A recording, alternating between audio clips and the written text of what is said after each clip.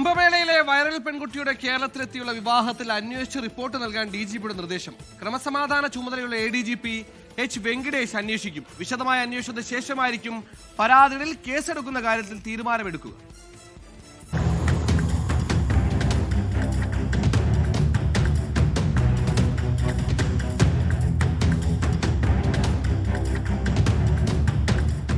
കുംഭമേളയിലെ viral പെൺകുട്ടിയുടെ വിവാഹം വിവാദമായതോടെയാണ് സംസ്ഥാന പോലീസ് മേധാവി റവാഡ ചന്ദ്രശേഖർ അന്വേഷണത്തിന് നിർദ്ദേശം നൽകിയത്. ADGP H. വെങ്കടേഷിനോട് അന്വേഷിച്ച് റിപ്പോർട്ട് നൽകാനാണ് നിർദ്ദേശം. CPIM സംസ്ഥാന സെക്രട്ടറി MB ഗോവിന്ദൻ ഉൾപ്പെടെയുള്ളവർക്കെതിരെ ലഭിച്ച പരാതിയിൽ ഉടൻ നിയമ നടപടി ഉണ്ടാകില്ല. വിശദമായ പരിശോധനയ്ക്ക് ശേഷം മാത്രമായിരിക്കും കേസെടുക്കുന്ന കാര്യത്തിൽ തീരുമാനമെടുക്കുക. വിവാഹ സമയത്ത് പെൺകുട്ടിയുടെ പ്രായത്തെ സംബന്ധിച്ച് തർക്കമുണ്ടായിരുന്നില്ലെന്നാണ് വധൂവരന്മാർ സമീപിച്ച തമ്പാനൂർ പോലീസ് പറയുന്നത്. ഹാജരാക്കിയ രേഖകളിൽ സംശയം തോന്നിയിരുന്നില്ലെന്നും തമ്പാനൂർ പോലീസ് അറിയിച്ചു. സംഭവവുമായി ബന്ധപ്പെട്ട് സ്പെഷ്യൽ ബ്രാഞ്ച് റിപ്പോർട്ട് സമർപ്പിച്ചിട്ടുണ്ട്. ഈ മാസം 22-ന് പൂർണ്ണമായ റിപ്പോർട്ട് ദേശീയ പട്ടികവർഗ കമ്മീഷന് സമർപ്പിക്കാനാണ് മധ്യപ്രദേശ് പോലീസിന്റെ നീക്കം. 24 തിരുവനന്തപുരം.